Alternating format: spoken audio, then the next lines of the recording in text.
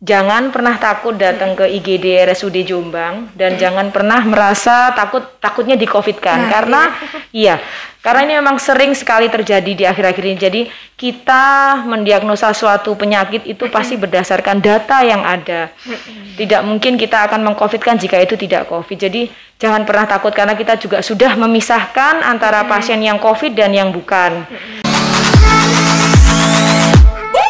Informasi hari ini, Humas RSUD Jombang menyapa.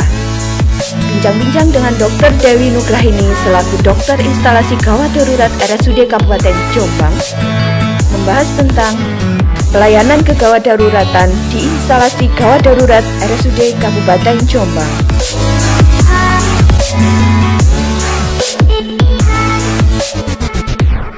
Pelayanan instalasi gawat darurat RSUD Kabupaten Jombang, kami melayani dengan sepenuh hati.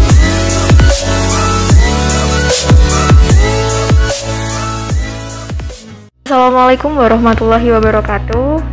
Selamat siang, berjumpa lagi dengan saya Gianita Prayoga di acara Humas RSUD Jombang Menyapa. Kali ini saya tidak sendiri, di tengah-tengah saya sudah hadir seorang narasumber. Beliau adalah Dr. Dewi Nugrahini. Beliau adalah lulusan dari Fakultas Kedokteran tahun 2006 dari Universitas Hang Tuah Surabaya. Untuk topik yang akan kita bahas kali ini akan membahas seputar tentang penanganan kegawat daruratan di IGD, khususnya di Rumah Sakit Umum Daerah Kabupaten Jombang. Sebelum itu, kita sapa dulu beliau. Selamat siang, Dokter Nina. Selamat siang, Mbak Gia. Ini nama bekennya Dokter Nina ya? Iya. Iya. Kok bisa ini namanya Dewi Nugrahini tapi dipanggilnya Dokter Nina? Iya, itu saya juga bingung, Mbak. Iya, kebanyakan gitu, Dok ya. Nah, Dokter, seperti yang saya jelaskan tadi ya, Dokter ya, bahwa tema yang akan kita bahas ini seputar tentang penanganan kegawat daruratan di IGD. Nah, ini kan kita juga tahu bahwa UGD ini merupakan salah satu unit dalam rumah sakit ya, Dokter ya, yang memang menyediakan penanganan-penanganan bagi pasien-pasien atau penderita yang menangani kegawat daruratan ya, Dokter ya, sesuai dengan tingkat emergensinya. Nah, mungkin bisa dijelaskan, Dokter, apa sih itu IGD? Nah, jadi IGD itu adalah suatu bagian instalasi gawat darurat di mana dia menangani pasien itu berdasarkan kegawatan, bukan berdasarkan dari kedatangan pasien. Seperti misalnya pasien di poli gitu kan, beda. Ada antriannya. Kalau IGD tidak seperti itu. Jadi kita punya standar penanganan terhadap keemergensian. Kalau di IGD kita ada sistem triase, Mbak, untuk memilah pasien. Jadi dari triase itu kita akan tahu pasien mana yang harus lebih dahulu ditangani dari kegawatannya. Itu akan dibedakan dari triase itu ada P1, P2, P3. Dokter, sebelum menginjak lebih lanjut terkait apa itu triase ya, kita kan juga tahu bahwa kejadian gawat darurat ini kita tidak bisa memprediksi kapanpun, dimanapun seseorang bisa mengalami kejadian itu ya, Dokter ya. Nah, yang ingin saya tanyakan, kan tadi dokter jelaskan bahwa ada standar pelayanan penanganan. Nah, ini standarnya ini seperti apa ya, Dokter ya? Jadi standarnya ini kalau di kita berdasarkan dari kegawatan seperti yang saya bilang tadi. Pembedaan dari P1, P2, P3 ini adalah dari keemergensiannya. Jadi kalau P1 itu jika pasien itu datang dengan ada kegawatan RW. Jadi mungkin dia sesak berat atau mungkin dia tidak sadar atau mungkin datang dengan kejang, itu meskipun misalnya dia datang paling akhir gitu ya dibandingkan pasien yang lain yang sudah datang meskipun teriak-teriak tapi dia sadar bisa bicara, maka yang masuk prioritas di kita IGD itu adalah yang tingkat kegawatannya yang orang dengan kegawatan RW itu tadi. Untuk saat ini kan juga ada yang namanya definisi dari doa. Ini apa sih, Dok, doa ini, Dok? DOA sendiri itu sebenarnya kepanjangan dari Death on Arrival ya, Mbak ya. Ini bagaimana? Jadi pasien datang di kita dalam keadaan sudah tidak bernyawa. Jadi pasien sudah meninggal. Jadi itu bisa meninggal mungkin di rumah tanpa keluarga tahu atau mungkin di perjalanan. Jadi kita pihak medis hanya memastikan bahwa pasien ini memang masih bisa kita berikan pertolongan ataukah memang sudah meninggal, seperti itu. itu. Untuk saat ini, untuk kasus-kasus DOA atau death on arrival ya, itu prevalensinya atau jumlahnya sudah mencapai berapa sih dok, yang mungkin sepengetahuannya dokter Nina ya? Iya, kalau tahun ini ya Mbak ya, mungkin karena adanya pandemi ini memang DOA kasusnya sangat tinggi dibandingkan tahun sebelumnya. Mungkin itu juga karena mungkin kekurangtahuan masyarakat ya, mungkin kapan orang ini harus dibawa ke rumah sakit, kapan dia bisa bertahan di rumah, seperti itu. Memang lebih tinggi tahun ini. Kalau ini untuk kasus di Indonesia apa di Jombang ya dok? Kalau ini yang saya tahu yang di Jombang ya, karena Jombang data ya? dari dari IGD kita ya, sekitar 200 sekian gitu sampai bulan ini. Iya, 2021 yang meningkat. Sudah 200 sekian ya dok? Iya, itu untuk sampai bulan ini. Banyak juga ya dokter ya? Iya, banyak. Nah, ini DOA tadi kan tinggi. triase nih dokter ya. Pengetahuan kita kan apa sih itu triase dokter, dan kalau kita tahu juga ada yang namanya triase, ada yang warna-warni itu dok, ada yang kuning, ada yang merah, ada yang biru kalau nggak salah ya. Mungkin dari ketiga kategori ini itu yang membedakan apa sih dok? Itu tadi yang membedakan. Kalau P1 itu yang triasenya berwarna biru dan merah, jadi dia resusitasi itu yang biru. Kemudian kalau yang merah itu adalah yang emergency. Iya, jadi dilihat dari situ. Jadi misalnya dilihat dari tensinya, dilihat dari tingkat kesadaran, seperti itu, dari responnya, seperti itu. Jadi itu perbedaannya dari situ, dari adanya gangguan RW atau tidak, seperti itu.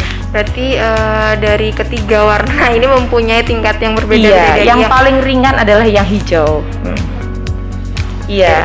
Non emergency. Kemudian kalau yang kuning ini yang kuning ini ya yang kuning ini urgensi, yang urgent. Kalau yang hijau ini yang dia biasanya bisa force emergency. Jadi pasien yang seharusnya tidak datang ke IGD, tapi karena mungkin kan karena orang nggak tahu ya, mungkin karena contohnya ini keluhan nyeri sendi misalnya, saking nyerinya orang berpikir ini dibawa ke IGD saja, padahal sebenarnya itu adalah kasus poli, seperti itu. Sering juga terjadi gitu. Seperti Banyak itu ya dokter ya, untuk banyak untuk mungkin sakit-sakit gigi sakit gigi itu ya, sakitnya langsung ke IGD. Ternyata ya. Dokter ini mungkin bisa dijelaskan juga terkait apa namanya kondisi yang harus ditangani di IGD ini kebanyakan apa sih dok ya? Selain seperti sesak nafas kah, atau penyakit-penyakit yang mungkin harus ditolong terlebih dahulu? Yang harus ditolong terlebih dahulu, misalnya pasien-pasien yang misalnya sesak berat, atau dia tidak sadar, atau dengan kegawatan jantung, misalnya infak seperti itu, yang tiba-tiba tidak sadar, kita harus melakukan pijat jantung seperti itu. Itu yang sebenarnya utamanya tugas IGD adalah di situ yang utama. Berarti untuk kondisi-kondisi itu tadi ya, sesak nafas, terus kemudian COB atau cedera otak berat, terus kemudian serangan jantung, pasien tidak sadar seperti itu. Nah dokter, ini kan namanya definisi gawat darurat, ada juga yang penderita gawat, penderita darurat, dan penderita tidak gawat dan tidak darurat. Nah dari keempat definisi ini dok ya, mungkin bisa dijelaskan ke pemirsa Humas RSUD Jombang Menyapa bedanya ini apa, dan untuk penyakit-penyakit yang masuk kategori ini apa saja? Jadi kalau pasien gawat darurat itu pasien yang memang dia harus segera mendapatkan penanganan, karena itu mempengaruhi kegawatan ancaman jiwanya, atau bisa menimbulkan kecacatan jika tidak segera diatasi, misalnya cedera otak berat, kemudian serangan jantung, sesak berat, seperti itu. Itu untuk yang itu yang untuk gawat darurat. Kalau yang pasien yang gawat itu adalah pasien yang harus mendapatkan pertolongan, tetapi dia tidak maksudnya tidak harus dia tidak mengaruhi nyawanya, tidak mengancam nyawa, seperti itu. Jadi tidak memerlukan pertolongan sesegera mungkin segera mungkin seperti yang gawat darurat, seperti itu. Yang untuk penderita gawat untuk penderita darurat ini dok. Kalau penderita darurat ini dia memang membutuhkan pertolongan untuk keselamatan nyawanya, tetapi dia tidak harus segera dilakukan, seperti misalnya orang-orang dengan penyakit tumor atau kanker, seperti itu. Kadang-kadang memang ada yang datang ke IGD juga. Nah yang terakhir ada yang namanya penderita tidak gawat dan tidak darurat. Seperti yang tadi. Kalau pasien-pasien yang tidak gawat tidak darurat ini Ya itu tadi yang seperti Mbak Gia sempat sebutkan, misalnya nyeri sendi, sakit gigi, itu kan sebenarnya bukan ke IGD ya, itu harusnya ke poli. Berarti tidak memerlukan dia tidak segera mungkin. Jadi seperti yang beliau jelaskan tadi bahwa untuk definisi gawat darurat ini terbagi menjadi ada 4 ya dokter ya. Ada definisi gawat darurat ini memang diperuntukkan bagi penderita-penderita yang memang memerlukan pertolongan segera mungkin agar jiwanya tidak terenggut ya dokter ya, seperti kasus-kasus COB atau mungkin koma gitu. Dan yang kedua ini ada yang namanya penderita gawat. Nah ini diperuntukkan bagi seseorang atau penderita-penderita yang memang memerlukan pertolongan tapi tidak sesegera mungkin. Segera mungkin. Dan yang ketiga ini ada penderita darurat, dan yang terakhir ada tidak gawat dan tidak darurat ya dokter ya. Nah dokter tadi kan sudah dijelaskan dari definisi, kemudian standar dari penanganannya juga atau dari IGD-nya. Nah ini mungkin bisa dijelaskan juga sebenarnya tujuan dari penanganan pelayanan untuk bagi pasien-pasien di IGD ini untuk apa sih dok? Sebenarnya tujuannya adalah yang pertama untuk keselamatan, untuk menyelamatkan nyawa. Kemudian dan sebisa mungkin mengurangi kecacatan seperti itu. Jadi mengurangi keselamatannya, kemudian mengurangi kecacatan dan untuk kelangsungan hidup selanjutnya. Nah untuk tingkat keberhasilannya sendiri ini dilihat dari apanya dok ya? Tingkat keberhasilan ini sangat berpengaruh sekali dari pasien tuh ketika datang ke kita. Maksudnya gimana dok? Jadi maksudnya gini, jadi pre-hospitalnya. Jadi misalnya dia datang dalam keadaan yang sudah tidak bagus, bukan berarti itu pasti jelek ya, tapi itu sangat mempengaruhi kesembuhannya, sangat mempengaruhi penanganan selanjutnya. Misalnya dia sudah tidak sadar 2 hari di rumah, baru dibawa ke IGD hari ketiga, otomatis kan itu beda dengan orang-orang yang misalnya contohnya baru tidak sadar tadi pagi kemudian langsung dibawa, otomatis kan itu sangat mempengaruhi. Berarti kecepatan kasusnya itu ya dokter ya. Kecepatan seseorang dalam membawa penderita ke rumah sakit. Ini yang pertama. Terus apa lagi dok yang kedua ini tingkatnya? Dari segi penanganan atau Iya, dari segi penanganan juga, dari segi kecepatan kita dalam menangani pasien tersebut ya, itu juga sangat mempengaruhi. Berarti ada yang namanya kecepatan ditemukan penderita, ini juga mempengaruhi dari tingkat keberhasilan itu tadi ya. Yang kedua ada juga dari penanganan atau kualitas dari penanganan bagi dari pasien-pasien itu tadi dari tenaga kita. Nah dokter ini kan dokter jaga ya di IGD ya. Nah untuk saat ini kan kita juga masih dalam masa pandemik nih dok ya. Untuk kasus-kasus yang ada di IGD khususnya kasus COVID-19 ini sudah mengalami penurunan atau bagaimana dok ya untuk grafiknya sekarang? Kalau dalam 2 minggu terakhir ini ya, saya nggak berani bilang grafik ya Mbak, karena saya nggak tahu angkanya. Cuman kalau yang ke IGD kita dalam 2 minggu terakhir ini sepertinya menurun, tetapi saya agak ragu ya, ini benar-benar tidak di Jombang karena banyak persepsi masyarakat mungkin takut dibawa ke rumah sakit, takut di COVID kan, itu yang sering kita dengar pada saat KIE. Jadi akhirnya mungkin orang takut untuk membawa keluarganya ke rumah sakit karena takut seperti itu, sehingga ketika sudah tidak ada baru dibawa ke rumah sakit. Jadi ya semoga sih ini dengan menurunnya dalam 2 minggu ini benar-benar turun ya Mbak angkanya, harapannya sih seperti itu. Berarti stigma-stigma masyarakat yang merasa di COVID kan ini harus diperbarui pola pikirnya ya dokter ya. Nah dokter untuk standar pelayanan atau penanganannya bagi pasien-pasien nih yang masuk di IGD itu membutuhkan waktu berapa lama dokter ya?